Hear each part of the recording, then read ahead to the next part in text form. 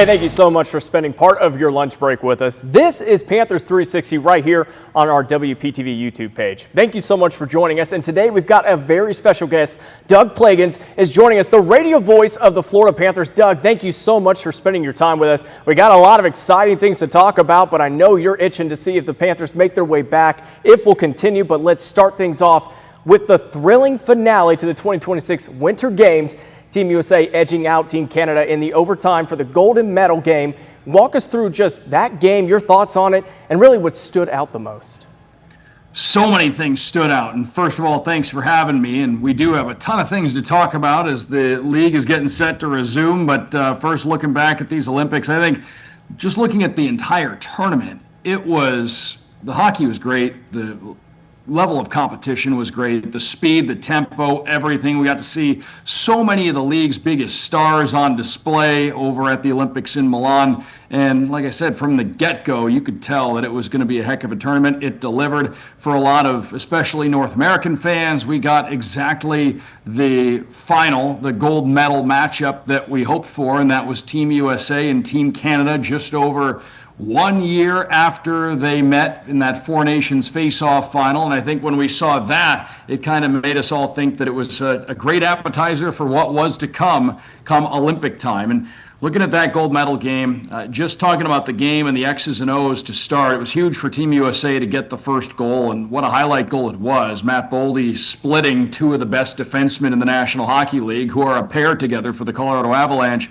Cale Makar and Devon Taves, and being able to walk in and beat Jordan Binnington with that backhand. That proved to be gigantic because obviously it was a low-scoring game. That was the only goal in regulation Team USA would get, and they were able to get that one-goal lead. And from about the start of the second period on, I know it's been talked about quite a bit, but obviously from the start of the second period on, Connor Hellebuyck had to do a lot of the heavy lifting in net for Team USA. They were under siege at times. Team Canada missed out on some, grade A scoring chances, to say the least. And you go down the list, whether it was Nathan McKinnon, Connor McDavid, Macklin Celebrini, some of the real, big guns offensively for Team Canada. They had some of the biggest opportunities, and Connor Hellebuyck was able to hold the fort, especially throughout that second period into the third period when he was really, like I said, seeing a lot of rubber. And he finished the game with the 41 saves. He was hugely important, should have been the MVP of the tournament. But Team USA wound up getting the win in overtime, dramatic fashion. And a play like that, the Jack Hughes finish and the feed from Zach Werenski, and that play, the way it all went down, a play like that makes Jack Hughes a historic American sports figure. That overtime goal puts him into that tier. He'll be forever remembered. He's a great NHL player, and it's easy to forget how young he still is. The top pick back in the 2019 draft, has a ton of runway left in the National Hockey League, and again, sky's the limit on what he's going to be able to accomplish stateside, or I should say in North America, in the NHL over the next decade plus. But he is, like I said, a historic American sports figure because he scored that overtime goal to secure a gold medal. It was a great hockey game, and I think, above everything, I think the North American or the global sports fan and the sport of hockey, it was a huge win for that as well, as far as that tournament went. But it was everything we could have asked for and more, I think, when we size up the Olympics as a whole and the way that it finished.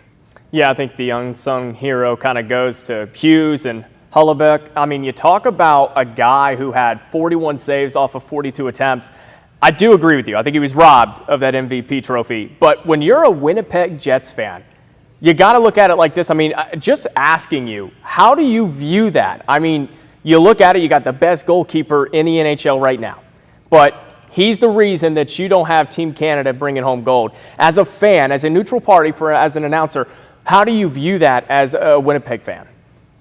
Well, I think first and foremost, you look at it from the perspective of a hockey fan and an observer of the National Hockey League and somebody who's had an eye on Connor Hellebuyck's career for a long time. And, you look at what that tournament meant, what that gold medal meant in terms of being kind of a legacy definer for certain guys. And you could make the case that if we're talking about building a legacy, it may have meant more to Connor Hellebuyck than anybody else in that tournament, because as far as an individual, from an individual perspective, He's got 3 Vezina trophies. He has a Hart Trophy as the MVP of the league. He has all the individual accolades, and as you mentioned there, depending on who you ask, might be the best goaltender on the planet today. And he has the individual hardware to back it up. That being said, he doesn't have a Stanley Cup. He hasn't been to a Stanley Cup final. And, he was maybe unfairly, because hockey is such a team sport,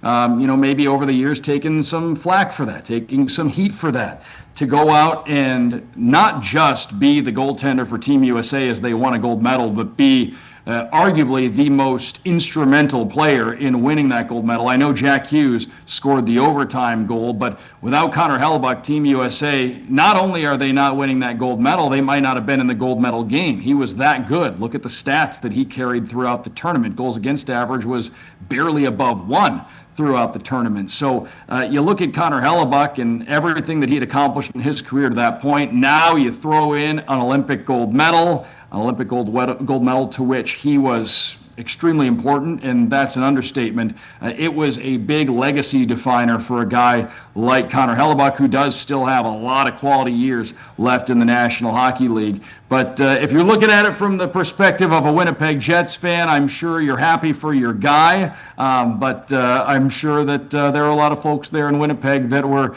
obviously rooting for the team with the maple leaf on its sweater, first and foremost, in that tournament. That being said, I'm sure that that tournament being as good as it was, that game being as good as it was, I'm sure there are a lot of folks in Manitoba who, while they were rooting for Team Canada, are giving a big tip of the cap to their home team goaltender today. Hey, I'm sure there's a petition going around for him to be Secretary of Defense after that performance. But let's transition to the restart of the NHL season. 25 games left in the regular season for the Florida Panthers. It's obviously not out of the realm of possibility for the team to try to make a run in the postseason. But, what's your opinion? And also, don't forget, March 6th, the trade deadline coming up quickly, so a lot of possibilities.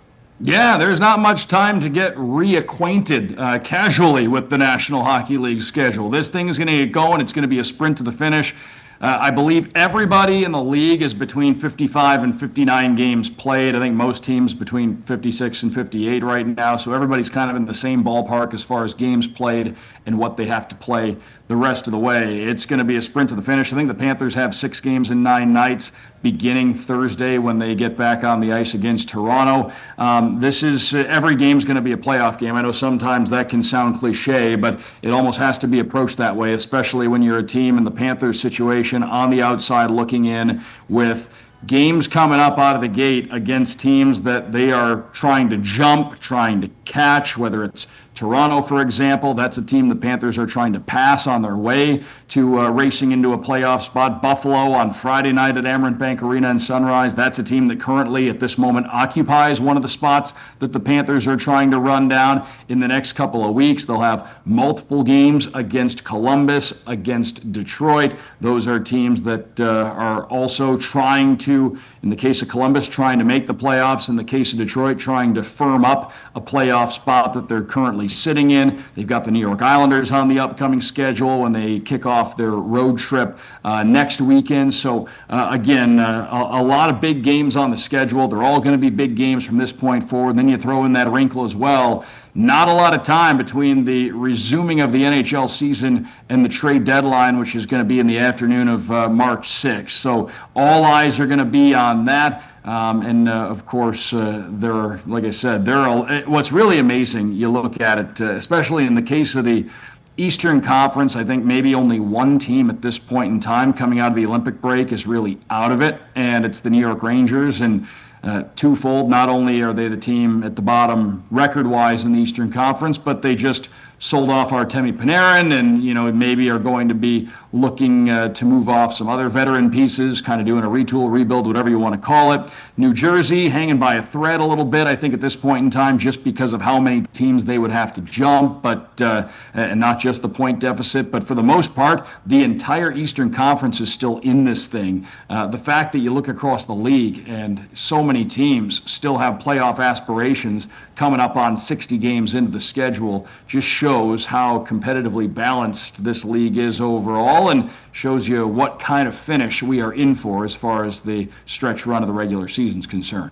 Doug, thank you so much for your time. And that'll do it for us this afternoon. Now remember to tune in every single time the Florida Panthers take the ice, and you can catch that on Florida's 9 every Wednesday at 7:30 on South Florida's 9. Thank you so much for tuning in. This is Panthers 360. Have a great rest of your day.